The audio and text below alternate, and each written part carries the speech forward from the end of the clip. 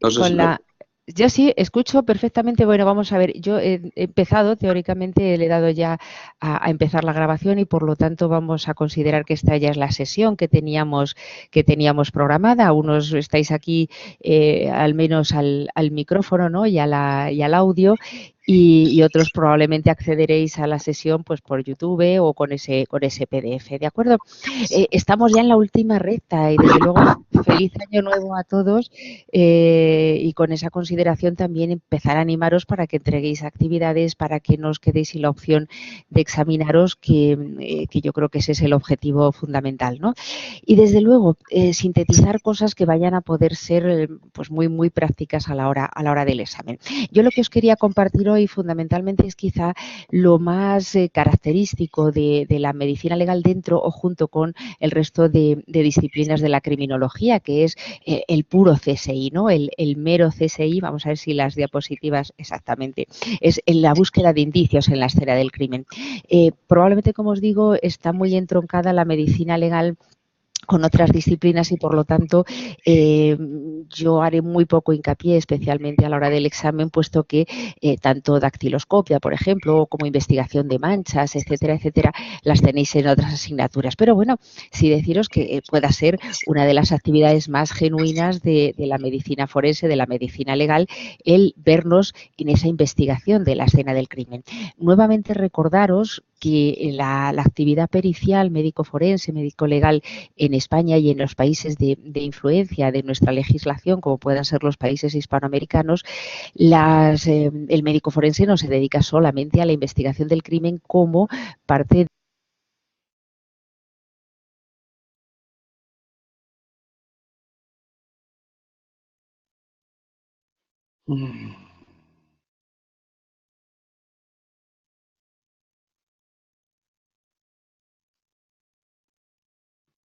Me parece que se le ha ido. No se te escucha, Julia. Yo tampoco.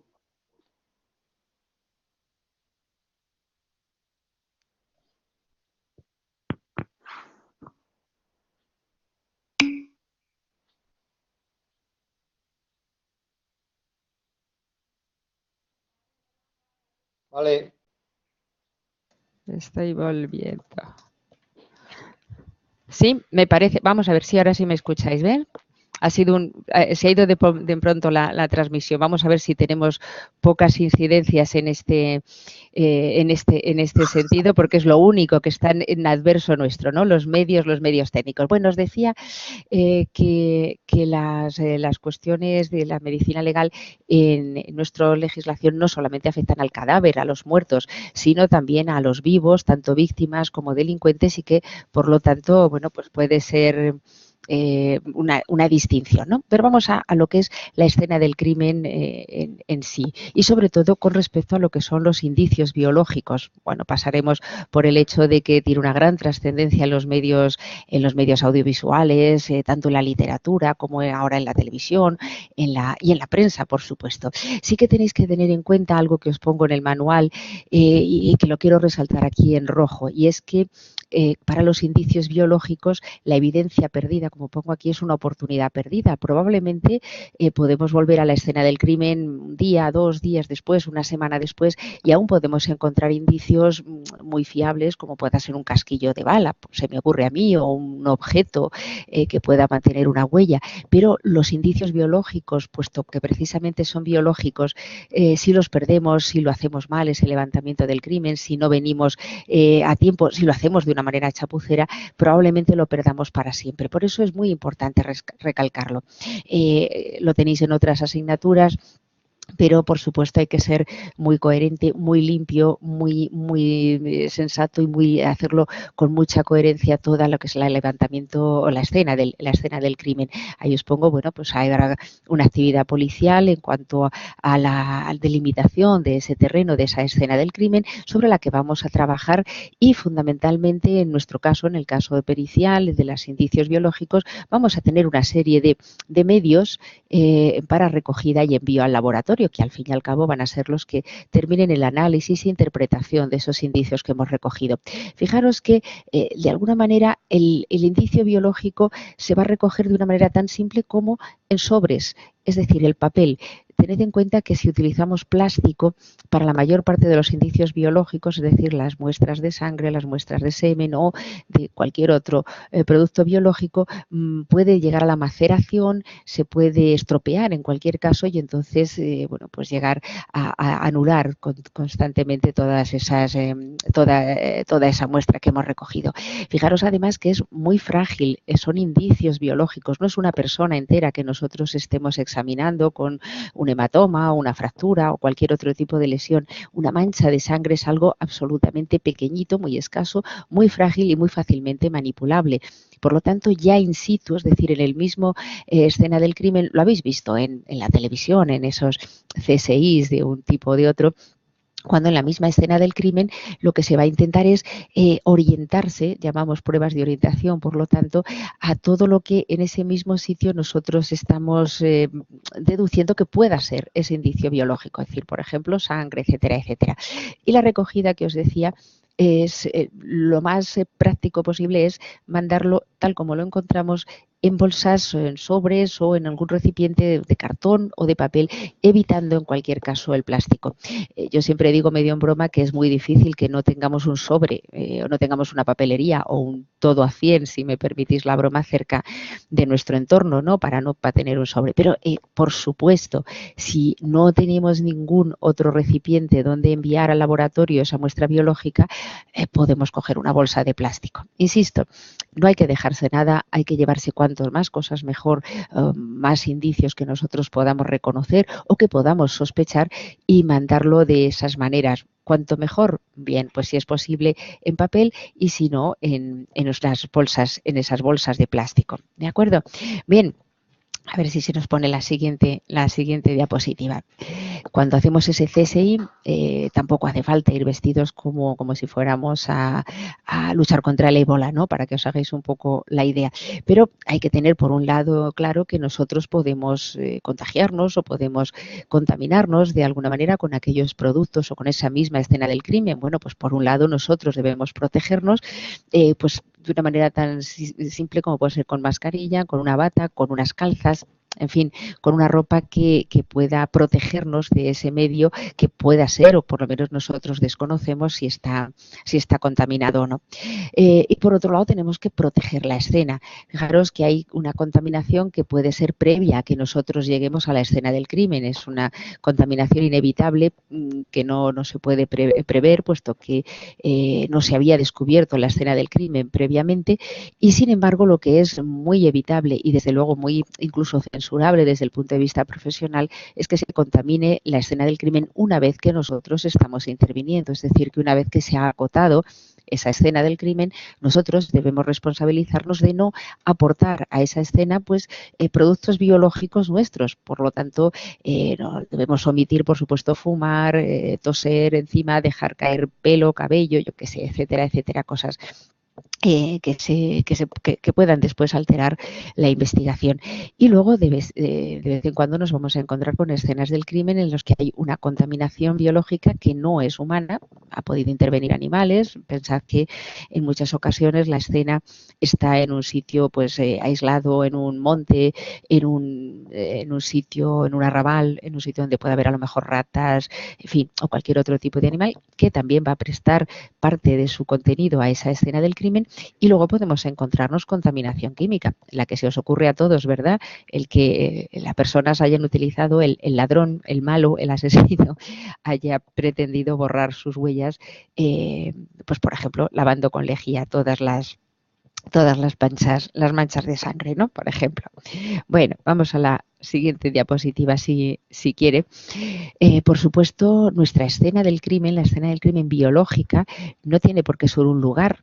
Puede ser, por supuesto, el lugar de los hechos o donde supuestamente han sucedido o al menos donde nos hemos encontrado a la víctima y por lo tanto pues pueden ser objetos, puede ser un sofá, puede ser el suelo, la pared, en fin, etcétera, etcétera, del lugar de los hechos, pero también para nosotros, peritos médico-legales, la propia víctima como os pongo ahí, viva o cadáver, y el autor o los sospechosos, él o los sospechosos del hecho van a ser CSIs también, van a hacer un campo de investigación en el que vamos a encontrarnos sus, bueno, pues manchas de sangre, restos de piel, pelos, etcétera, etcétera, ¿no? Bueno, a ver. Lo que nosotros tenemos o nos vamos a encontrar desde el punto de vista biológico pueden ser manchas que pueden estar secas, pueden ser indicios húmedos, pequeñas cantidades de líquido todavía sin secar, indicios líquidos, es decir, charquitos, es decir, o una colección un poquito más amplia, pelos, que siendo un indicio biológico no es una mancha, evidentemente, o lo que son restos cadavéricos, es decir, fragmentos bien de fragmentos de huesos o fragmentos de una persona entera. No vamos a incidir más en este tipo de circunstancias del levantamiento del cadáver o de la investigación en la escena del crimen, puesto que, como digo, me consta que lo tenéis en otras asignaturas, pero sí que seáis muy, no me importaría ser muy insistente en este hecho en cuanto al empaquetado y envío de muestras biológicas,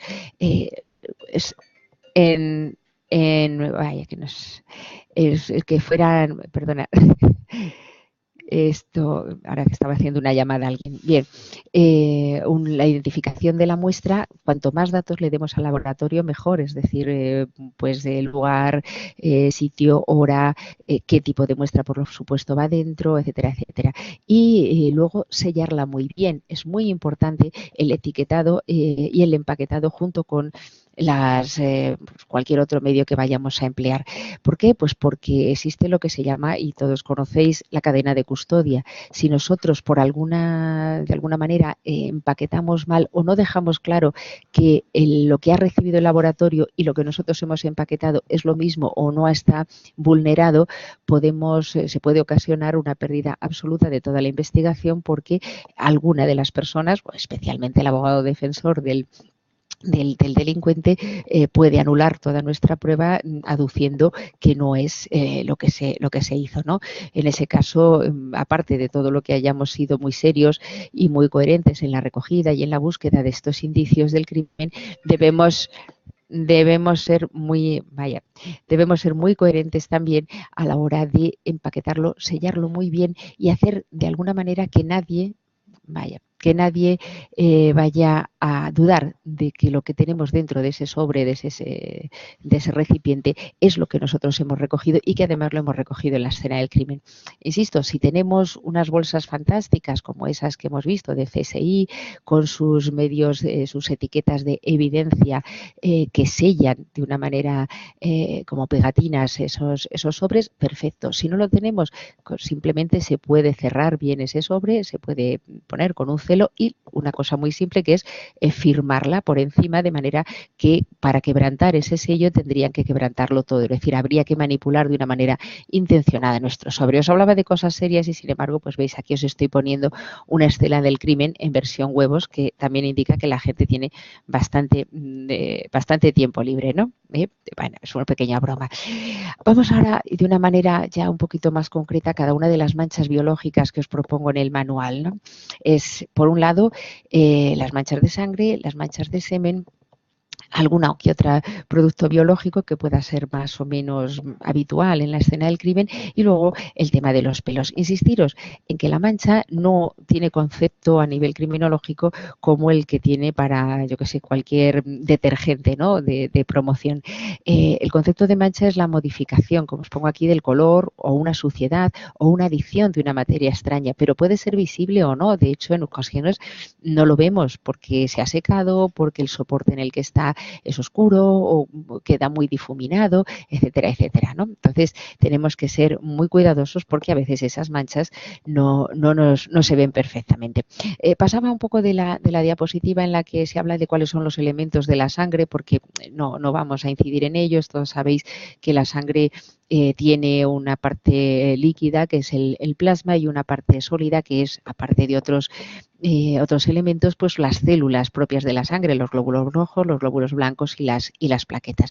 Pero nosotros vamos a ver directamente a lo que son las manchas de sangre. Como veis, de una forma un poquito académica y un poquito sintética, tenemos que los soportes, si los soportes son absorbentes, como pueda ser una ropa, un sofá, una moqueta, bueno, pues puede depender si es un soporte claro.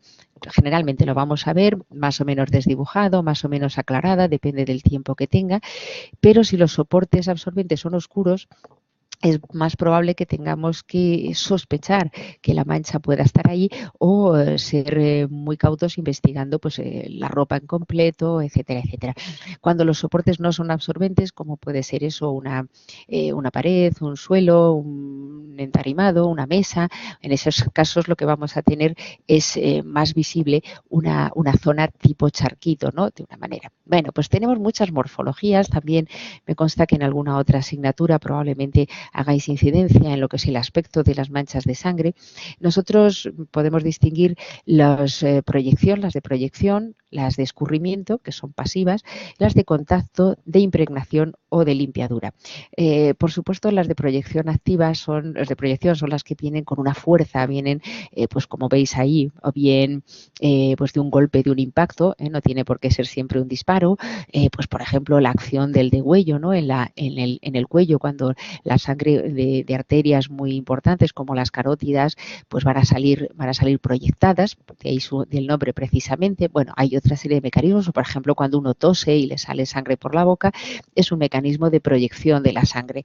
En estos casos lo que vamos a tener es una morfología, por un lado, es decir, un aspecto de las manchas que van a ser más o menos redonditas, como se ven aquí, más o menos redonditas, si la mancha o si la proyección proviene de una fuente de sangrado que es perpendicular al soporte. Es decir, la fuente del sangrado, pues en el cuello, la zona, la nariz, donde sea que esté produciendo sangre, esté perpendicular. Eso ya nos va a dar idea a nivel criminológico de el estudio de cómo estaba situada la persona, etcétera, etcétera, ¿no? Lo cual es bastante importante. Y además, aunque eso no voy a incidir en ello, lo tenéis en el manual, pero no os lo voy a preguntar, odio preguntar datos numéricos, pero estas manchas redonditas además van a informarnos sobre la distancia a la que se ha producido, de manera que cuanto más cercano estaba a la fuente de producción, ese soporte va a tener un diámetro, esa gotita,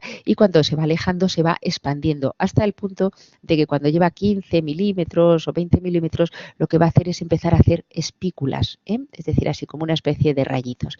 Y en el otro extremo está el que no sea perpendicular, es decir, que el soporte sea oblicuo a la fuente de producción, y en ese caso lo que va a dar es una morfología así como una coma, otras personas dicen como un renacuajo, como un signo de admiración, bueno, en cualquier caso una cosa alargada de la cual también podemos tomar medidas y podemos ver precisamente la dirección hacia la zona de la cola, si lo queremos llamar así, la dirección de la producción de esa mancha.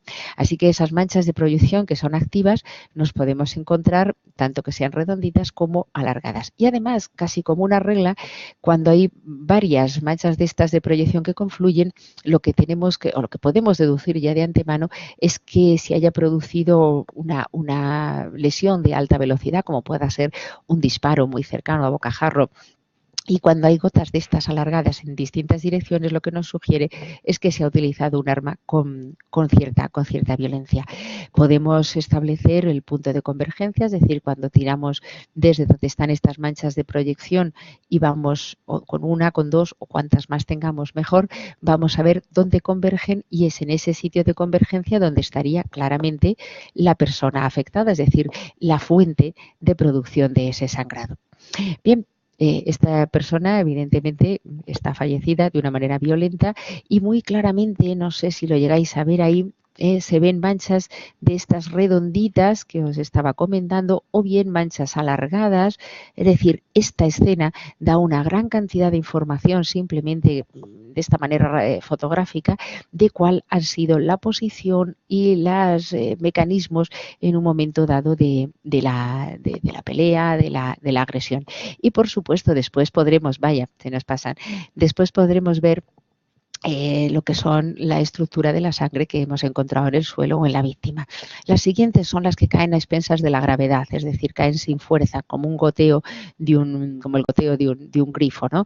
Bien, pueden provenir de varias situaciones, pero lo que nos van a dar es charquitos, para caer a expensas de la gravedad. Os ponía aquí a este señor que ya conocemos, ¿no?, de las actividades. Bueno, pues es una persona que había fallecido, y ya eso creo que ha quedado claro, de una muerte natural, en la que el llenado de sangre en los pulmones ha hecho que vaya saliendo por la boca y por la nariz sangre, y haya ido goteando, goteando, goteando por el colchón y hasta el suelo. Esos son manchas, o eso es una morfología de escurrimiento. Insisto en que unas o en otras, después no solamente nos haremos idea de la situación por medio de lo que es la estructura de esa mancha, sino que además podremos tomarlo como medio técnico para el laboratorio.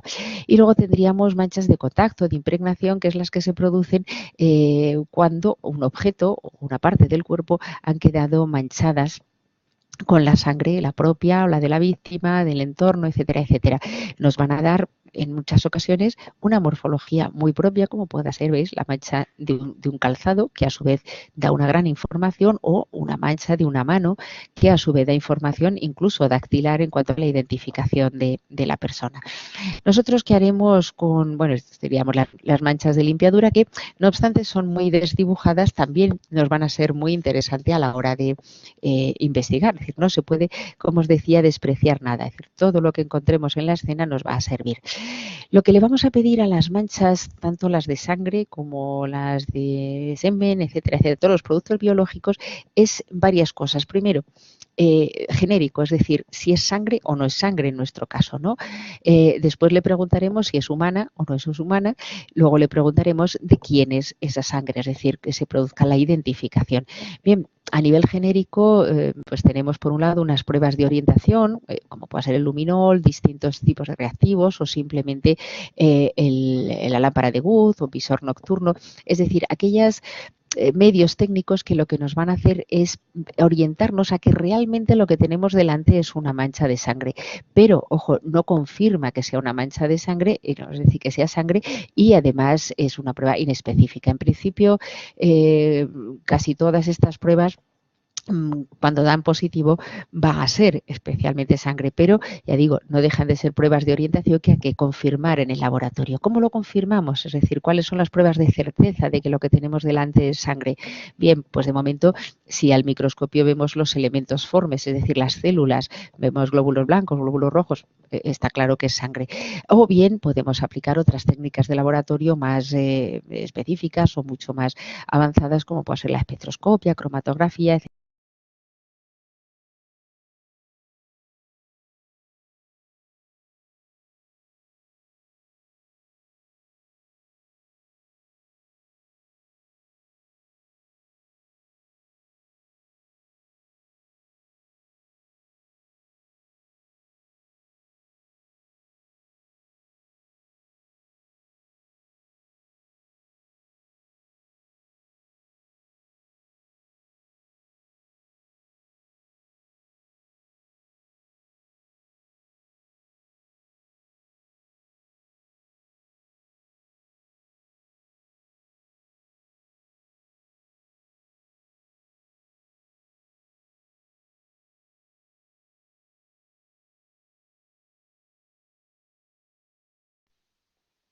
Se ha vuelto a cortar, Julia, no se te escucha, ¿eh?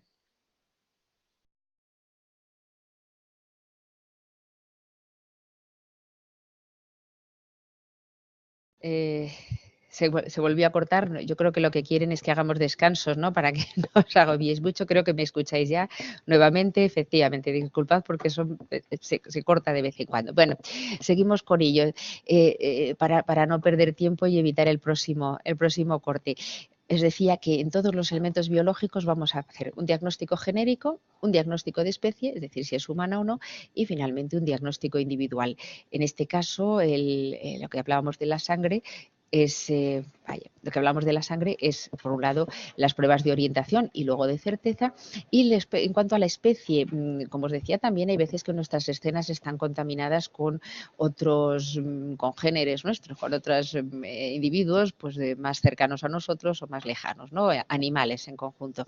Bien, pues en principio unas cosas que se puede hacer en el laboratorio es los glóbulos rojos. Los glóbulos rojos humanos, si sabéis que son sin núcleo, por lo tanto parecen una especie de donuts, que son circulares y sin núcleo, lo cual compartimos por otro lado también con muchos de los mamíferos, ¿no? Pero bueno, en principio si encontramos esos hematíes, esos glóbulos rojos anucleados, son bastante específicos, mientras que, por ejemplo, reptiles, anfibios y las aves tienen unos glóbulos rojos con núcleo y además que son ovoideos. Pero probablemente lo más interesante es examinar, como veis aquí, la molécula de la proteína hemoglobina que es propia de cada una de estas especies, incluida la del ser humano, y por lo tanto nos va a servir para saber que estamos ante sangre, ¿no? Esta sangre que sea humana. Y una vez que sabemos que es humana, bueno, pues vamos a sacarle todo el resto de información que podamos obtener. Por ejemplo, grupo sanguíneo, lo cual ya es aquilatar, si es grupo A, si es B, si es 0. Podemos encontrar células nucleadas, como pueden ser los glóbulos blancos, o podemos encontrarnos algunas células de descamación del sitio por el que ha pasado esa sangre, y por lo tanto podemos a eso sí ya apelar al ADN y por lo tanto hacer una identificación positiva. Ojo, una identificación positiva si tenemos a un individuo con el que contrastar. Está claro que el examen de esta sangre nos va a dar un cariotipo, es decir, nos va a dar un desarrollo de la carga genética de la persona a la que pertenece esa sangre, pero no nos va a dar nombre y apellidos. Hasta ahí estamos todos, ¿verdad? Bueno, pues esto sería en cuanto a las manchas de sangre en conjunto. Ya sé, insisto, que tenéis en otras asignaturas, pero pensad que debemos recogerlas con mucho cuidado, con toda esa escena del crimen. Pensad que hay sitios donde tenemos que imaginarnos que se ha podido manchar, pues por ejemplo en las salidas, en las entradas del local, en ese vehículo, pues en las zonas en las que haya podido tocar la persona, en una papelera donde se hayan podido dejar los productos de limpieza, bien, etcétera, etcétera, ¿no? Y luego después, insisto, sacar información de la morfología de esa sangre y por otro lado del estudio técnico en laboratorio de esa sangre. Entonces pasaríamos a lo que es otro de los elementos bastante habituales biológicos en la escena del crimen, que es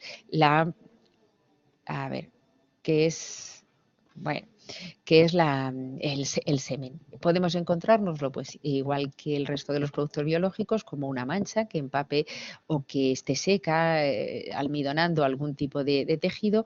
Podemos encontrarlos como un fluido en un resto, en un soporte no absorbente, o como líquido espermático en sí, como podéis ver precisamente si tenemos esa ventaja en un preservativo, lo cual sería bastante bueno. Igual que hacemos con el resto de la investigación, pues puede ser en la escena del crimen, en la supuesta escena del crimen. Ahí veis un vehículo, un césped de un sitio, y podemos encontrar, por supuesto, en la ropa, en las partes íntimas, genitales, o en otras zonas, pues por ejemplo, como pueda ser en una papelera donde se pueden encontrar toallas, papeles, cosas que se hayan podido utilizar en un momento dado para limpiar ese resto biológico. Hacemos exactamente lo mismo. Por un lado, podemos tener unas pruebas de orientación de un estilo muy parecido en la misma escena del crimen. Insisto que la escena del crimen puede incluir a la víctima de esa supuesta, pues, por ejemplo, una agresión sexual en la que se haya depositado semen, y en ese caso tendremos pues o bien la lámpara de Wood, otra serie de reactivos que nos van a delatar de alguna manera la estructura química de lo que es el esperma y nos van a orientar a que efectivamente estamos ante esperma. ¿Cómo lo haremos cierto? Es decir, de única manera es llevarlo al laboratorio y que en el laboratorio vean que pues van a haber espermatozoides, está claro. Esos son los que nos van a dar. Aquí os pongo todas estas pruebas de orientación que vienen siendo más o menos las mismas. Si nosotros vemos espermatozoides al microscopio óptico, no hace falta tampoco grandes medios técnicos, bien, pues si encontramos esos espermatozoides, está claro que es semen. Bien, a partir de ahí podríamos seguir investigando. Pero ¿qué ocurre? Que hay veces que no encontramos espermatozoides. No vamos a tirar la mancha, no vamos a tirar esa prueba, no vamos a renunciar a que probablemente sí que sea semen, puesto que en las pruebas de orientación nos ha dicho que sí. Bueno, podemos encontrarnos situaciones, como os pongo aquí, que la muestra esté deshidratada, es decir, que sea una tela o que sea una zona muy reseca, un poco antigua desde el punto de vista biológico, que el espermatozoide esté muy adherido al tejido y que por lo tanto cuando nosotros procesamos esa muestra se quede en el tejido y no pase al porta del microscopio, o que el individuo no tenga los espermatozoides de una forma muy uniforme y justamente donde nosotros hemos ido a tomar la muestra no haya espermatozoides, o lo que ocurre en una proporción pequeña pero no despreciable de la población, que el individuo sea azoospermico, es decir, que no tenga espermatozoides, aunque no tenga ningún tipo de problema en las relaciones sexuales, etcétera, etcétera, simplemente que no tiene espermatozoides. Bueno, pero en ese caso tampoco tiramos ojo a la muestra. Lo que vamos a hacer es ampliar la prueba de certeza a unas pruebas complementarias que afectan a sustancias como una colina, espermina y sobre todo la fosfatasa ácida prostática, que van a aparecer en el líquido espermático y que solamente aparecen en el líquido espermático, es decir, que no va a aparecer en restos biológicos de otro origen que nos pudieran dar algún otro tipo de positivo. Es decir, cuando nosotros no vemos espermatozoides en el microscopio, una vez que hemos comprobado o que hemos deducido que probablemente fuera semen, vamos a ampliar esas pruebas de certeza porque puede haber una serie de inconvenientes como lo que he dicho, que esté la prueba deshidratada, la muestra o que el individuo sea zoospermico. Y una vez que sabemos qué es ese esperma con seguridad genéricamente, pues tendremos que hacer como en la sangre de especie. Vamos a ver características del esperma humano que solamente se da en un humano mediante técnicas fundamentalmente inmunológicas y luego después ir a incriminar con aquellas cosas que haya fundamentalmente de material genético. En esa muestra de semen el propio espermatozoide nos va a proporcionar la carga genética del individuo y además en ese semen vamos a poder encontrar células de descamación de la uretra, es decir, de las zonas por las que ha pasado ese semen y que van a incriminar de una manera muy positiva y muy cierta a la persona. Hay otra serie de muestras biológicas que nos podemos encontrar, pero que son extraordinariamente extrañas dentro de la investigación biológica, como pueda ser los restos de meconio, es decir, de esas heces, de la caquita de los bebés durante las primeras 24, 48 horas de vida, es decir, la que traen en su intestino cuando nacen. Podemos encontrarnos saliva, orina, pero en cualquiera de los casos son, como os digo, extraordinariamente extrañas, es decir, muy raras. Ojo que en muchas ocasiones, o en ocasiones nos podemos encontrar, como os decía, elementos que puedan parecer manchas biológicas, sangre, etcétera, etcétera, pero que luego el laboratorio nos diga no, esto es pintura o esto es un resto de comida o es cualquier otra cosa. Bien, por descartar que no quede, es decir, que es preferible que sea el laboratorio el que nos diga esto no es una mancha biológica a que nos dejemos en la escena del crimen algo que probablemente, como os decía, es una oportunidad perdida y que no podremos recuperar de ninguna manera. Bueno, una pequeña broma que vamos a obviar, ¿no? Más que sea además el primero de año. Y finalmente, dentro de las muestras biológicas, como decía, estaría el pelo. Como antecedente, bueno, pues decir que efectivamente nosotros como especie evolucionada hemos perdido la característica del pelo como protección, como vestido y prácticamente lo utilizamos como decoración o como parte de nuestra personalidad y de hecho así es, puesto que el pelo de alguna manera nos distingue y es un método de identificación de las personas, pero lo alisamos, lo rizamos, en fin, le damos unas características propias y personales. Para estudiar el pelo con el microscopio óptico, vale, incluso yo diría que con una lupa, nada más. Podemos recogerlo con unas pinzas en la escena del crimen o yo os recomendaría mucho mejor con los dedos, es decir, los dedos con un guante, por supuesto, los dedos enguantados, o con un papel celo, es decir, con algo que atrape ese pelo. ¿Por qué? Porque la pinza, aunque nosotros no lo veamos, puede hacer una marquita, es decir, puede romper un poquito ese pelo y luego la persona del laboratorio puede encontrarse con la dificultad añadida de que no sabe si es una lesión que se ha producido en la recogida o era una lesión que tenía ese pelo previamente, ¿no? Entonces, bueno, vamos tendemos en general a recoger el pelo pues de la manera más cauta, que insisto es con los dedos enguantados. Todos conocemos dónde está el pelo, está insertado en una... Disculpadme un segundo.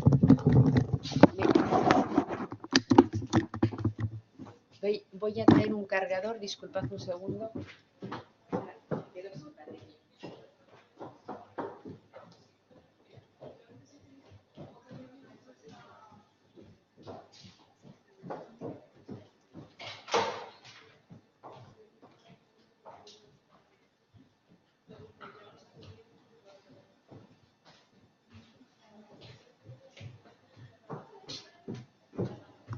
Ya sí lo que nos faltaba, ¿no? Que además se nos fuera la batería.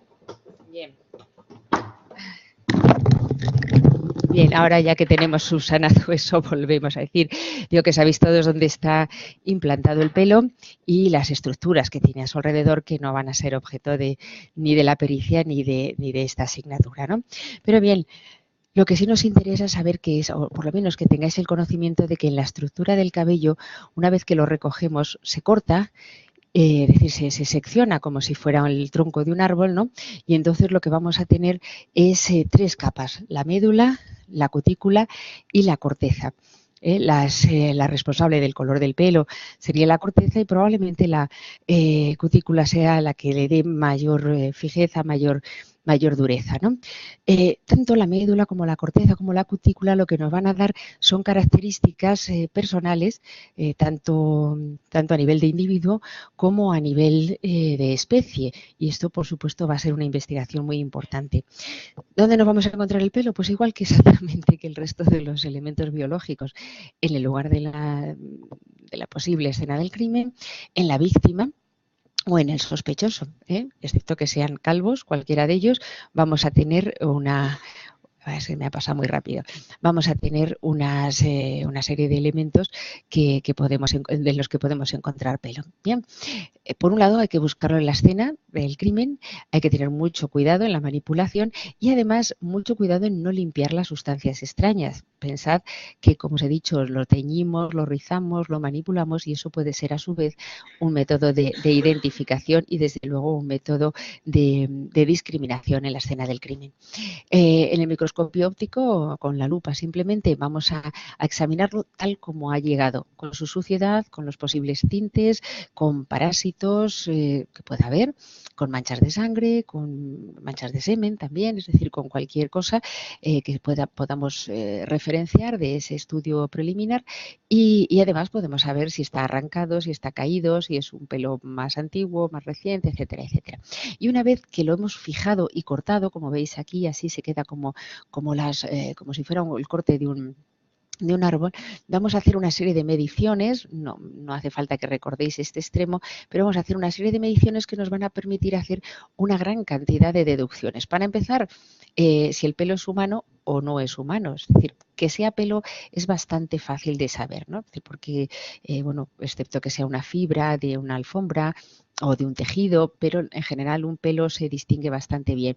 No obstante, hay que asegurarse que lo es. Y una vez que nos hemos asegurado, como os decía, ahí tenemos si es humano, lo siguiente, ¿no? El diagnóstico de especie, si es humano o si es animal. Pues simplemente sabiendo esas deducciones, fijaros, la médula sobre todo, es decir, la estructura más interna, qué característicamente pequeñita es en el ser humano, que es este pelo de aquí a la derecha, que además está fragmentado, es decir, no está continuo, a diferencia de estos dos pelos, este del medio que corresponde a un cánido, a un perro, y este a una vaca, es decir, son unas médulas mucho más grandes, es decir, de un índice mucho mayor y además continuas en su estructura.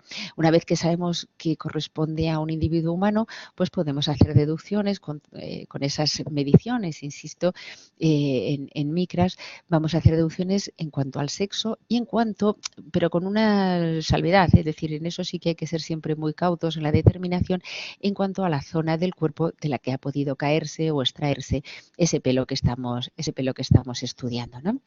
Y finalmente, para hacer más más deducciones, lo que podemos ver, es decir, además de saber qué es un pelo humano y si es masculino, femenino, de qué zona se ha podido extraer, podemos hablar de la raza, sobre todo los índices de sección. Fijaros que ya de antemano pues podemos distinguir todos un cabello, una persona de una raza o de otra por el aspecto, ¿no? Todos más o menos tenemos la idea, ¿no?, del pelo lacio, oriental, etcétera. Bien, pues en estos casos lo que vemos claramente es un pelo negroide, un pelo caucásico, un pelo blanco y un pelo oriental, ¿no? Se ven claramente en sus secciones la distinción de raza. No obstante, en cuanto a la edad hay que ser muy cautos porque, excepto en los cabellos de los bebés, de los recién nacidos chiquititos, el resto de los pelos no tienen una gran diferencia con respecto a la edad. Incluso sabéis que personas que tienen canas no corresponde a lo mejor a una edad ni siquiera adulta. Hay veces chicos jóvenes, personas jóvenes que ya tienen canas en una edad muy, muy temprana. Podemos ver también, como os decía, si tenemos células nucleadas, el grupo sanguíneo, identificador de la persona, si el cabello está teñido, y en ese caso podemos pedir al laboratorio que haga una determinación química de ese tipo de producto, y luego si el cabello está cortado, ¿veis cómo está aquí, cortado, o si ha sido arrancado, como es en estos casos en los que además, o en este de microscopía electrónica, se puede ver claramente cómo se han ido además las demás estructuras del entorno de ese pelo. Por supuesto, podemos encontrarnos en el pelo, como os decía, parásitos de distintos tipos. No vamos a incidir que es una guarrería, pero esos parásitos lo que van a darnos son dos cosas. Primero, pues a lo mejor una idea o saber si la persona a la que nosotros estamos sospechando corresponde porque tenga parásitos la persona a la que hacemos la comparativa. Pero es que además lo sabemos desde el momento de la tanatología. No sé si os acordáis, todos los insectos, los parásitos, etcétera, se han comido literalmente a la persona. Es decir, han estado chupando y por lo tanto tienen sangre que la identifica perfectamente. O podemos encontrarnos lesiones específicas de las personas. Hay personas que tienen pues distintos problemas capilares, como puede ser esto, el que se les hacen unos rizomas y que se les hacen nudos, ¿no? Bueno, pues es un elemento distintivo también para la persona. Esto es una broma. Nadie tiene pelos en la lengua, ¿no? Y menos nosotros. Y finalmente, ya dentro de este capítulo que estamos corriendo a marchas forzadas para sintetizarlo, estaría el resto de la identificación individual forense al margen de la genética, que la hablaremos la semana que viene. Insistiros, elementos biológicos son muy chiquititos, son muy frágiles, se pueden alterar, no podemos tomarnos a broma el levantamiento del cadáver o la investigación de una escena del crimen en la que pueda haber elementos biológicos, porque nos podemos perder para siempre ese elemento, ¿de acuerdo? Por mucho que nos llevemos al laboratorio, no pasa nada. Es preferible que el laboratorio nos diga esto no era semen, o esto no es nada biológico, o esto no corresponde a un ser humano, a que nos lo dejemos por allí y ya no tengamos ninguna manera de contrastar. Es nuestro trabajo y hay que hacerlo bien. Y en todos los elementos vamos a hacer, incluso en los que vamos a ver ahora, en antropología tenemos que ver primero si es decir, el diagnóstico genérico, si es sangre, si es semen, si es hueso, si es humano o no, es decir, el diagnóstico de especie, y finalmente todas aquellas cosas de identificación en cuanto al sexo, raza, edad, etcétera, etcétera, que nos pueda ayudar. Todos sabemos cómo nos identificamos, ¿no? Pues como se nos ve, nos identificamos por la voz, nos identificamos por nuestro aspecto físico y desde luego nuestros DNIs, es decir, nuestro sistema de identificación social. Pero también la habéis visto en alguna otra materia de criminología, o lo veréis, una gran cantidad de técnicas cada vez más y más contrastadas y efectivamente válidas que permiten hacer la identificación de las personas. Algunas son físicas y además estáticas, es decir, las huellas, como os pongo aquí, la retina, las venas de la mano, etcétera, etcétera. Otras se van a cambiar junto o bien con nuestro crecimiento, con nuestro desarrollo o con situaciones que tengamos propias puntuales, ¿no? Como por ejemplo la escritura, ¿no? La grafología, el tecleo, el paso que damos, lo vamos a cambiar dependiendo de que estemos contentos, tristes, preocupados, cargados, etcétera, etcétera. Y hay un sistema de reconocimiento propio que es el mixto, el de la voz, que por un lado es físico porque depende de nuestras cuerdas vocales que nos dan una entonación propia, pero que también tiene variaciones dependiendo de cómo se encuentre la persona y que también, por otro lado, van a ser identificativas. Muchos sistemas os podéis encontrar. ¿Y qué vamos a hacer nosotros? Podemos identificar a personas vivas. ¿Qué se os ocurre? Pues personas que no se acuerdan quién son. Una persona demenciada, un abuelito, o una persona que ha sufrido una conmoción, o una persona que no nos quiere revelar quién es, ¿no? Entonces hay que identificarla, de alguna manera darle esa identidad que le falta. O podemos encontrarnos cadáveres recientes, en cuyo caso ya tenemos el estudio de la tanatología, ¿no? Que vimos al principio de la asignatura, o esqueletos que puedan estar completos o que puedan ser restos, simples restos cadavéricos, ¿no? No es despreciable, digo, os lo darán en alguna otra asignatura, pero bueno, el retrato hablado, es decir, el que apela a la descripción de lo que ha visto, lo que ha oído el testigo de los hechos, bien, pues tiene sus detractores, tiene sus puntos a delimitar, puesto que depende de la subjetividad de la persona, de muchos factores personales, pero bueno, no es descartable, es decir, siempre que se tenga un testigo hay que aprovecharlo, ¿vale? Yo os propongo como sistemas de identificación dos muy claros, es decir, la antropometría forense que propuso Bertillon y que además dio paso a las primeras fichas policiales y a la primera clasificación en estos casos de los delincuentes, y que estaba basada, probablemente ya lo habréis visto, lo habréis leído en algún otro sitio, en la medición de 11 parámetros fijos del organismo. No hace falta, por supuesto, acordarse de todos ellos ni saberlos, pero sí lo que es el concepto de la antropometría, la medida del ser humano. Bueno, pues su altura, la longitud ahí lo veis, del pie izquierdo, de la oreja derecha, etcétera, etcétera. Si sabéis que hace años en el DNI español necesitábamos que se viera la oreja derecha, es decir, la fotografía incluía la visualización completa de la oreja derecha, es decir, estábamos un poquito ladeados por el hecho de, bueno, pues como un resto de esta influencia de la antropometría de Bertillon.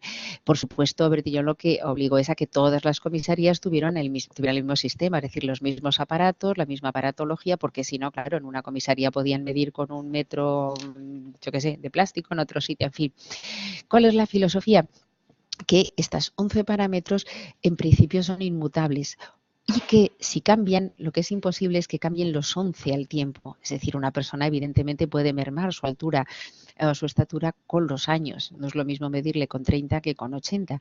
Pero, por supuesto, la longitud del pie no va a cambiar o no van a cambiar o, por ejemplo, una persona tiene una amputación del meñique, pero no va a cambiar el resto de los parámetros, ¿no? Y, por lo tanto, esa puede ser no sé, realmente que ha sido una buena cosa. Bueno, aquí os pongo uno de los sistemas antropométricos más clásicos, ¿no? De mediciones, y bueno, y esta es una pequeña broma de una foto que se me tomó en comisaría, pero prometo que era en plan de broma, ¿eh? Nunca ha estado fichada.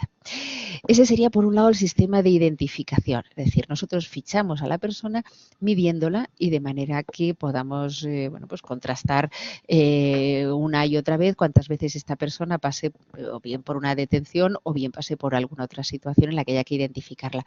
Ojo, una cuestión que probablemente ya habréis pensado todos, y es que la antropometría solamente sirve cuando la persona ya ha desarrollado su esqueleto, es decir, si nosotros o bien para delincuentes o para personas que no son, en fin, bueno, que son menores de edad, una persona de 16, 18 o incluso menor de esas edades, esto rondando los 20 años, pueda que no nos sirva porque ahí sí que el esqueleto está desarrollándose y está cambiando y por lo tanto esas 11 mediciones sí van a ser alterables.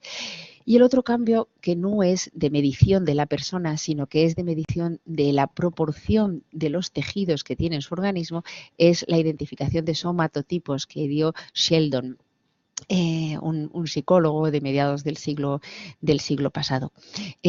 Tiene su fundamento objetivo, su fundamento científico. De hecho, nosotros como clínicos, es decir, el médico, sí que puede entender que las personas tenemos unos distintos hábitos o constituciones porque están determinados por la proporción de tejidos que tengamos en nuestro organismo. Por ejemplo, hay personas de constitución ectomórfica o leptosómica, también se dice, porque tienen mucho tejido neurológico a expensas de los otros tejidos. Por ejemplo, los mesomorfos, que consideraba Sheldon, son los los que tienen una gran proporción de tejido muscular y los endomorfos serían los que tendrían una gran proporción de tejido digestivo. Hasta ahí todo correcto. Problema que la clasificación resulta complicada. Disculpad. Y por otro lado, que bueno, pues que la deriva académica y social que llevó Sheldon, bueno, pues llevó a consideraciones que realmente escapan de la objetividad, y es decir, que intentaba enlazar cada una de estas tipologías con un problema de salud, con una actitud y con un problema de salud, y luego ya derivando completamente a un tipo de delincuencia, es decir, que todos los mesomorfos, por ejemplo, las personas que son de constitución preponderante en tejido muscular, pues estas personas para Sheldon serían característicamente personas nerviosas, personas agresivas y que por supuesto iban a llevar a la violencia, y además los adjudicaba una pequeña, muy pequeña capacidad cerebral, es decir, con un poco desarrollo mental, cual es bastante injusto y desde luego nada objetivo. Mientras que a los ectomorfos, por ejemplo, a los delgaditos, a los que de gran proporción neurológica, los daba una tendencia a la esquizofrenia y por lo tanto, en esa consideración de Sheldon, una capacidad de delinquir pues de una manera elaborada, psicopática en ocasiones, etcétera, etcétera. Y finalmente los gorditos, con cariño, los endomorfos lo que harían serían tener una bipolaridad, es decir, son las personas o muy joviales o hundidas de ánimo, y que iban a tener una capacidad delictiva menos física, es decir, menos de actuar físicamente, pero sí de pensar, de manipular, de falsificar, etcétera, etcétera. Bien, insisto en que las clasificaciones de Sheldon, bien, pues tuvieron su preponderancia académica, su consideración, desde luego sí se sigue utilizando en la clínica, pero como una descripción objetiva, casi fotográfica, de cuál es la constitución de la persona, pero en criminología, bueno, pues ha tenido sus retractores. Insisto que incluso en un momento dado, pues llegó a ser base, pues por ejemplo, de la xenofobia nazi, ¿no? El que hubiera tipos que hay que eliminar, pues porque tienen o van a tener una tendencia delictiva o una tendencia social concreta. Y aparte de la antropometría y los somatotipos de Sheldon, que puedan ser los ancestros más básicos y desde luego fundados de la identificación criminológica, tenemos la dactiloscopia, que me consta que la deis en otra asignatura, y que bueno, que tiene una preponderancia y una trascendencia importantísima. Vamos a pasarla, tanto la huella de los dedos, de los pulpejos, como del resto de la mano o del pie.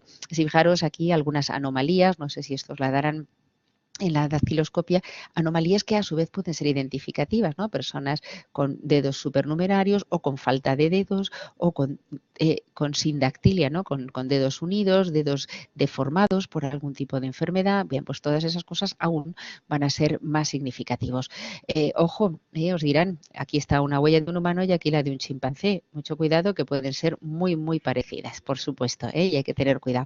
O algunas que son también significativas, una sindactilia, ¿veis? Dos dedos que están unidos, una enfermedad reumatológica, tenemos aquí una displasia, una psoriasis o una cicatriz que haya sido previa o en algún momento, y eso pues nos va a dar también alguna significación. Como digo, no os voy a preguntar nada de dactiloscopia, aunque aparece en el manual, puesto que todas estas técnicas las dais en alguna otra asignatura. Muy parecida, sabéis, está la queiloscopia, es decir, la mancha de los labios o la marca que puedan dejar la huella de los labios, muy parecida a la de dactiloscópica. Lo que ocurre es que no todos los tribunales las admiten, es decir, tiene una menor posibilidad de clasificación, es decir, lo veo en que se pueden clasificar la dactiloscopia, no lo conseguimos con la huella de los labios, y por lo tanto, bueno, pues hay tribunales que lo admiten, otros que no, y en fin, ahí hay una cierta libertad. La obtención de las huellas es exactamente igual que la de las dactiloscópica, es decir, la que hacemos de las manos, y tiene bastante poco misterio más. Muy raramente podemos apelar a la identificación mediante la señal de las rugosidades de nuestro paladar. Si os tocáis con la lengua, que lo habréis hecho más de una ocasión, notáis que hay unas rugosidades y si no vuestro dentista, cuando hayáis ido y os ha hecho un molde como este que vemos aquí, vamos a tener unas características, líneas que también son identificativas, pero es lógico que esto queda pues para casos muy, muy concretos en los que o bien tenemos unos restos cadavéricos muy limitados o tenemos precisamente esa muestra odontológica que nos va a permitir la huella previa de esa persona. Insisto que es una materia que tenéis en otras asignaturas y que no vamos a insistir en ella, ni, ojo, y esto tenerlo en cuenta, no va a aparecer en la en el examen. Tenemos identificación mediante el iris, es por supuesto una técnica muy poco invasiva, por supuesto la voz, el dibujo de las líneas, el dibujo de la circulación venosa de la mano o de la cara, pero bueno, que son técnicas que son más del ámbito clínico o incluso el de la seguridad más que del ámbito criminológico o del estudio e identificación dentro de la investigación del crimen. El estudio de la voz, por su parte, hay que ser muy especialistas, es decir, no basta con que uno diga, hombre, me suena, parece que es mi padre, ¿no? Es decir, todos nos hemos equivocado alguna vez y hemos creído que quien teníamos al otro lado del teléfono era una persona y resulta que no era esa persona, ¿no? Bueno, pues hay que ser muy especialistas, hay que tener muchas consideraciones, pero no obstante la voz, como digo, es también un sistema de identificación muy bueno. Ojo, un sistema de identificación como el del iris, por ejemplo, o el de las venas, del dedo o de la cara, siempre y cuando la persona esté viva. No podemos hacer hablar ni mirarle el ojo a un cadáver, ¿de acuerdo? Entonces, en individuos vivos o en cadáveres recientes, excepto el de la voz y el de alguna de estas otras técnicas, podemos prácticamente hacerlos similares. Huellas dactilares podemos sacar de cadáveres bastante avanzados, incluso en un cierto grado de putrefacción y, por supuesto, pelo, edad, la raza, es decir, todos aquellos datos de lo que pueda ser la fotografía de la persona, ¿no? Y fundamentalmente la radiología. Y desde luego cuando podemos tener la persona, cuando podemos obtener restos de ADN, es un sistema absolutamente, bueno, pues prácticamente incuestionable, ¿no? Podemos además ver cicatrices, tatuajes, apelar a la historia clínica de la persona, por supuesto su ropa, etcétera, etcétera. Todas aquellas cosas que nos pueden ayudar a identificarla. Igual que hacíamos con la sangre o con los restos biológicos, vamos a ver primero que lo que tengamos delante sea, en el caso de los huesos, que sean huesos, luego vamos a ver su diagnóstico individual, sobre todo con sexo, edad, talla, etcétera, etcétera. Aquí tenéis algunas radiografías que es fundamentalmente lo que vamos a hacer. Creédmelo o no, pero esto es una broma, no es una broma, esto salió publicado en un periódico hace años y era el retrato hablado del asesino de un taxista. Y bueno, pues al final no era en España, en Hispanoamérica, bien, y se descubrió al asesino por publicando esto. Lo digo medio en broma, pero realmente es un caso auténtico donde se puede ver que bueno, pues el retrato hablado no es despreciable, ¿no? Siempre puede dar alguna pista o alguna característica. Insisto, esto puede identificar a personas vivas, es decir, todos estos detalles de radiografías, huellas dactilares, voz, etcétera, podemos apelarlo en personas vivas o en personas recientemente fallecidas. Nos podemos encontrar con el caso no infrecuente de que lo que tengamos no sea un cadáver reciente, sino un cadáver antiguo, o incluso fragmentos de cadáveres, o incluso cadáveres todos juntos, varios cadáveres juntos, varios fragmentos.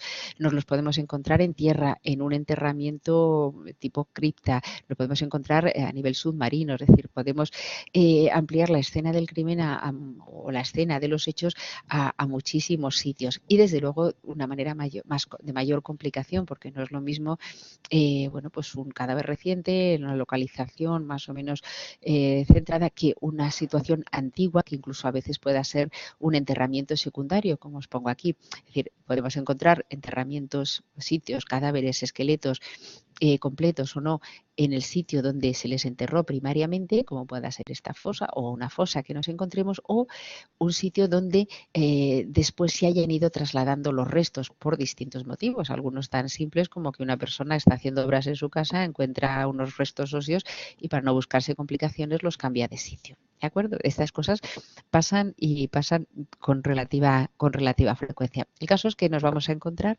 con esos restos que Ya el propio enterramiento nos puede dar idea, en el caso sobre todo cultural, de pues cómo se haya podido, es decir, de dónde pueda provenir este esqueleto, y luego la excavación, es decir, la retirada de ese cuerpo hay que ser muchísimo más minucioso. No os podéis imaginar, ¿no? Ahí os pongo unas excavaciones, si habéis visto una excavación o simplemente algún reportaje sobre las mismas, lo que no se puede es ir muy apresurado. Aquí sí que las cosas son muy frágiles, se nos pueden romper, se nos pueden ir con la propia tierra. La propia tierra nos es interesante porque va a aportarnos a lo mejor pues detalles de tóxicos, por ejemplo, venenos. En fin, hay que ir muy, muy delicadamente, muy despacio. Y luego preservar todos estos esqueletos, todo este esqueleto, y llevarlo al laboratorio. Aquí en principio no hace falta que sea en papel, evidentemente, pero bien, normalmente se utilizan cajas, cajas con arena, cajas con serrín o con distintos, ya dependiendo de las posibilidades del propio laboratorio, y lo que se va a hacer es una disposición, los vamos a colocar así. Digamos, la cabeza en lo que sería el sitio de la cabeza, los pies en el sitio de los pies, en fin, ir colocando los restos que tengamos en una posición que más o menos nos va a permitir saber qué es con lo que nos enfrentamos. Vamos a ver posibles lesiones, disparos, lesiones de enfermedades, también puede ser, marcas que hayan podido ser derivadas de alguna actividad cultural, y luego todas las series de cosas que nos van a dar la investigación, la investigación. Sí que es conveniente que nos quedemos fragmentos o todo el resto, todos los restos cadavéricos encontrados, para poder en un momento dado hacer pues un contraste o unos nuevos exámenes. ¿Qué es lo que vamos a saber? Por un lado, primero le vamos a preguntar al hueso la data, es decir, cuánto de antiguo es, porque probablemente estemos ante un individuo desaparecido, desconocido, o lo queramos contrastar con un grupo de personas concretas que estemos estudiando, ¿no? Bien, pues más o menos, como os pongo aquí, podemos estructurar esa data. Si hay una capa de moho, podemos hablar de un par de años, o si no hay ninguna parte blanda, es decir, no hay tendones, no hay músculos, etcétera. Cuando ya no hay ligamentos, ya lo que podemos hablar es de alrededor de 5 años. Fijaros que estamos hablando ya de tiempo, ¿eh? No es como cuando veíamos los fenómenos cadavéricos y hablábamos pues de 1 hora, 2 horas, 10 horas. Aquí estamos hablando ya de años, ¿eh? Ojo que los márgenes van a ser más amplios. Y si el hueso ya es mucho más delgadito, es decir, no tiene grasa, es mucho menos consistente, podemos hablar de 10 años en adelante, es decir, de manera que podemos, cuando el hueso es muy friable y se nos rompe casi en la mano, puede ser un hueso viejo, no antiguo, sino un hueso viejo. Digo antiguo cuando hablásemos ya del carbono 14, de huesos primitivos, ¿no? Pero en los restos cadavéricos habitual. Probablemente esta sea una indicación preliminar para hacernos una idea de cuál es la antigüedad de ese hueso, pero pues luego lo podemos someter a una serie de estudios bioquímicos, histológicos, que nos permitan precisar dentro de unas márgenes la edad de ese hueso. Luego deberemos hacer, una vez más, si es de especie, si es humano o es de otro individuo. Generalmente con el índice medular vamos a saber, es decir, con una medición de ese hueso vamos a poder discriminar si es humano o no lo es. Y una vez que sabemos que es humano, vamos a seguir investigando para su identificación. ¿Qué nos puede dar? Nos puede dar detalles sobre la raza, sobre el sexo, la edad y la talla, lo cual son elementos de identificación bastante importantes. La raza nos la va a dar fundamentalmente el cráneo, si lo tenemos, evidentemente. Si no lo tenemos, pues habrá que buscar otras mediciones, otra serie de rasgos, pero fundamentalmente quedaros con la idea de que el cráneo sí que va a ser un muy importante elemento para discriminar o dar el diagnóstico de raza de ese resto óseo. Para el sexo también tenemos el cráneo como elemento fundamental. Hay una serie de datos, por supuesto no vamos a entrar en ellos, pero fijaros en estos dos cráneos. El cráneo tiene la apófisis mastoide aquí muy gorda, muy prominente con respecto a la de este otro cráneo. Este es de un varón, este es de una mujer. Y sin embargo la apófisis estiloide, ese pequeño pinchito que hay ahí, es mucho más largo en el caso de la mujer que en el caso del varón. No obstante, aparte de medir el cráneo, si es que le tenemos, también huesos largos, como pueda ser el fémur nos pueden servir para discriminar el sexo y fundamentalmente la pelvis. La pelvis mediante, que os pongo aquí el índice isquiopubiano, va a ser muy discriminativo. ¿Por qué? Porque la pelvis masculina y femenina característicamente son distintas. Es más ancha transversalmente la de la mujer, además de otras mediciones en las que no vamos a entrar. De una manera mnemotécnica, bueno, pues dicen los libros de antropología que la pelvis podría asemejarse a un Mickey Mouse, y el de la mujer sería un Mickey Mouse pero con los mofletes inflados, un Mickey Mouse obeso. Bueno, pues cada uno busca su regla mnemotécnica, pero sí tened claro que la pelvis de la mujer es mucho más ancha por razones obvias, es decir, antropológicamente estamos diseñadas pues para albergar un posible feto. Y por supuesto, sí, deciros que las pelvis, etcétera, etcétera, nos van a servir como mediciones para el sexo siempre y cuando el esqueleto esté desarrollado. Previo a la pubertad, el esqueleto masculino y femenino, es decir, la pelvis masculina y femenina prácticamente no tienen diferencias. Entonces sabemos que es un esqueleto de una edad concreta, que es humano, que corresponde a un sexo concreto y ahora le vamos a dar una edad. La edad va a ser mediante tablas, por supuesto, esto no hace falta que lo recordéis, no lo recordamos nadie, uno va a las tablas y toma las medidas y punto, ¿no? Pero bueno, que sepáis que hay una serie de tablas que permiten enlazar la edad de la persona mediante el crecimiento o el desarrollo de sus estructuras óseas. De igual manera podemos hacer con la talla, todos hemos ido probablemente al pediatra, ¿no? O hemos ido con algún niño al pediatra donde discrimina pues, ese desarrollo óseo tanto en la talla como en el sexo. Y finalmente, bueno, pues se pueden hacer estudios antropométricos y antropológicos que permitan deducir de una estructura cuál era el aspecto físico, es decir, hay artistas, auténticos artistas, que junto a una base física, una base objetiva, también le aporta una gran creatividad, de manera que han conseguido hacer, bueno, pues unos reconocimientos, unas reconstrucciones escultóricas bastante, bueno, y absolutamente impresionantes. Podemos encontrar cráneos o distintos restos óseos más o menos antiguos que nos permiten identificar a las personas. Y finalmente el último capítulo de identificación sería el de la odontología. No es despreciable, aunque bueno, pues con los años y con el ADN, bueno, pues parece que todo se va relegando, ¿no? El ADN ha ido a cortar las alas a todos los sistemas de identificación, pero insisto, no es despreciable. A veces en grandes catástrofes, en grandes quemados, etcétera, etcétera, bueno, pues podemos encontrar la necesidad de que una estructura tan casi inmutable como puedan ser los dientes, la dentadura, va a ser el sitio de estudiar, ¿no? Si veis aquí, bueno, pues los sistemas de trabajo de los dentistas han cambiado muy poquito desde los tiempos primitivos. Y fijaros, estas piezas, estos tratamientos muy rústicos, incluso con maderas incrustadas, son del ámbito neolítico, con lo cual, bueno, pues nos podemos encontrar con la sorpresa de que nuestros ancestros muy antiguos ya tenían un cierto cuidado de la boca. Ojo, todas estas cosas, estos parámetros, estas medidas que os pongo aquí, que también aparecen en el manual, no son de estudio, es decir, no van a entrar en el examen, puesto que estos son cuestiones que uno puede ir a revisar en una enciclopedia o en un manual en cualquier momento que lo necesitara. Pero sí que seáis conscientes que la odontología forense no solamente afecta a los dientes, sino a toda la estructura facial, es decir, toda la cavidad oral, incluso las cavidades, el resto de los senos, etcétera, de la cabeza, para poder conseguir una identificación, que es nuestro objetivo. Ya hemos visto cómo los cráneos y las distintas estructuras faciales nos van a permitir identificar a las personas en sexo, raza, etcétera, etcétera. Pero vamos a hacer algo más. ¿Sabéis lo que es el diente? Bueno, estos son dientes. Esto es diente de león, es una pequeña broma, es una planta, evidentemente no es parte de nuestro organismo.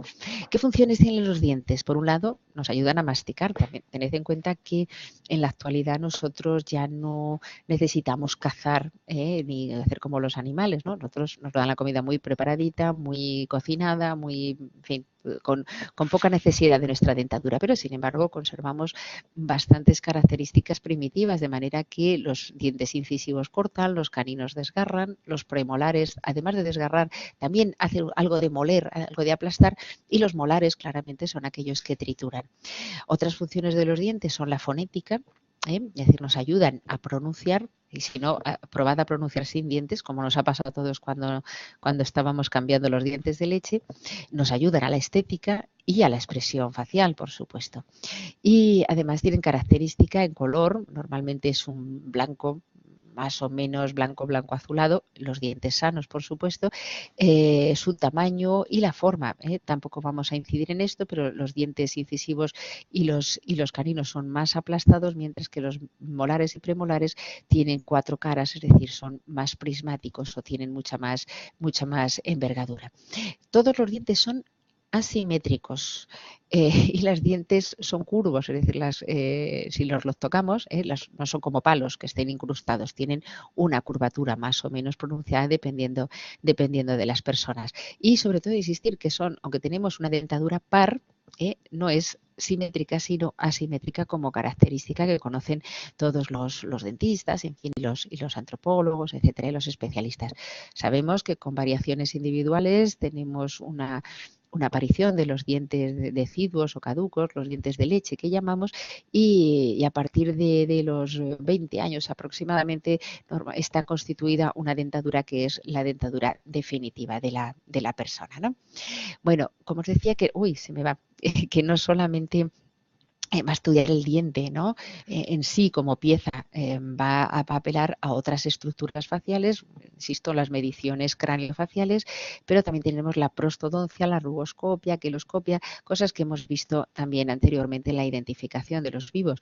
Hemos dicho la rugoscopia, el examen de las rugosidades, la prostodoncia, pues el estudio de las prótesis dentales que pueden aparecer en unos restos, en una investigación de un crimen, etcétera, el estudio de las manchas de los labios, es decir, las huellas que han proporcionado los labios y, por supuesto, la mordedura que podamos encontrar aquí en un seno, en una mama, en una nariz, en parte del cuerpo, que nos va a dar 2 cosas, no solamente una identificación bastante desagradable para la víctima, pero muy interesante para el examinador, que es la identificación de la boca de esa persona, sino que además nos va a proporcionar, probablemente si no se ha lavado la víctima, nos va a proporcionar saliva. Con la saliva nos va a proporcionar ADN del agresor. Eso es más que bastante importante, ¿no?, para el estudio. Bueno, no vamos a insistir en cómo son las técnicas, porque estaríamos ya en la odontología y abundaríamos demasiado en algo que desborda nuestra asignatura. Pero insistir en que aunque el ADN ha descartado a muchas de las otras técnicas, sí que la odontología suele todavía apelarse en restos cadavéricos, sobre todo en restos cadavéricos o en grandes catástrofes. El diente es muy resistente, es muy accesible, no necesitamos escarbar mucho, la boca está enseguida, y también permite muchas clasificaciones, igual que ocurre como decíamos, con la huella dactilar. ¿Qué vamos a hacer con el diente? Lo mismo que en todos los restos indiciarios biológicos. Primero, genérico, ¿es o no es diente? Lo normal es que no nos equivoquemos, un diente es un diente, excepto que sea un fragmento, sea un trocito, con lo cual podemos pensar o se nos puede pasar por la cabeza que sea sea cerámica o sea algo así. Pero bueno, en principio es bastante fácil dar el diagnóstico genérico. El diagnóstico de especie, bueno, pues también para los especialistas, tampoco hace falta que nosotros lo incidamos en ello, pero sí que deberemos discriminar si el diente que tenemos, la dentadura o el fragmento que tenemos corresponde a un individuo humano o no. Podemos ver lo viejo que es ese resto, es decir, la data, el momento de la muerte, de la data de la que disponemos con ese diente. Y luego el diagnóstico individual, igual que hemos estado haciendo con lo demás. La raza, el sexo, la talla, etcétera, etcétera. ¿Cómo lo hacemos? Pues fijaros, la raza podemos hacerlo mediante el índice dentario.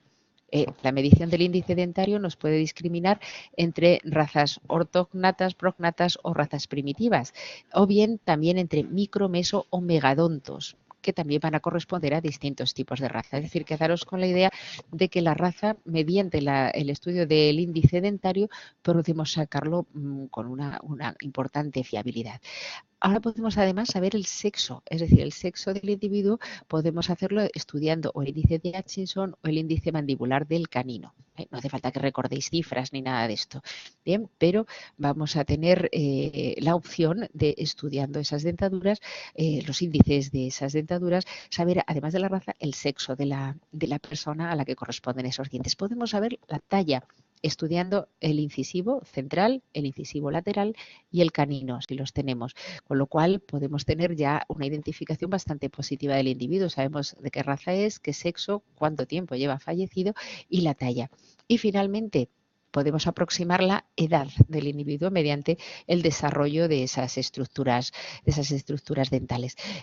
Sobre todo con el método de Gustafsson, que os pongo ahí. Gustafsson lo que hizo fue hacer corresponder una serie de situaciones del diente, la atricción, es decir, el desgaste, la inflamación, etcétera, etcétera, y hacerlos corresponder, dependiendo de su proporción, con la edad del individuo. Es un método muy importante para dar la edad del individuo.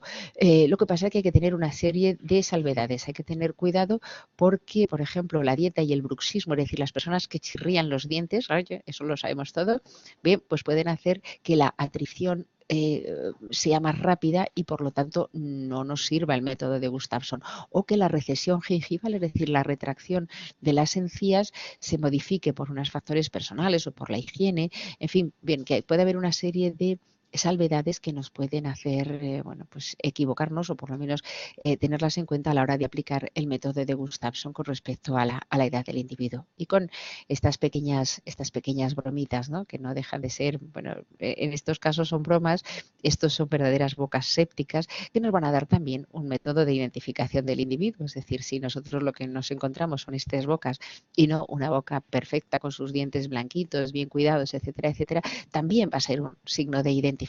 Aportaros aquí, creo que en el manual también se ha hecho las fichas que utiliza Guardia Civil e Interpol, bueno, en las que en este caso con la boca abierta, es decir, lo que pueda ser la clasificación en agujas del reloj o en este caso en una disposición horizontal, pero bueno, se van a ir dando todos los detalles de la persona que nos puedan servir para identificarlas. Por supuesto, si tenemos su ficha dental previa, va a ser un elemento absolutamente imprescindible para la investigación. Y de una manera muy rápida, bueno, pues he intentado sintetizaros todo lo que es la identificación tanto antropológica, es decir, en vivos o en restos cadavéricos, como la investigación biológica, la identificación, perdón, biológica con restos biológicos, ya sean manchas o pelos.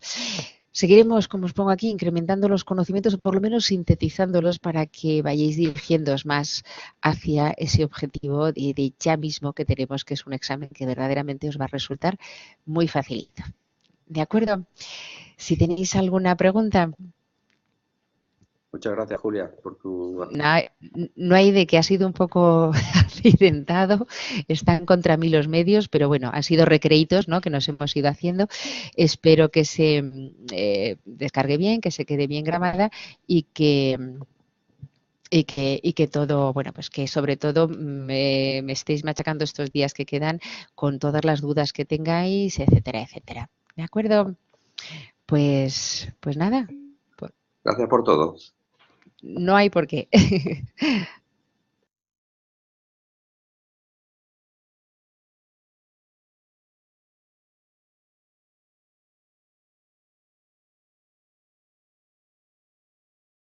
Julia, ¿me escuchas?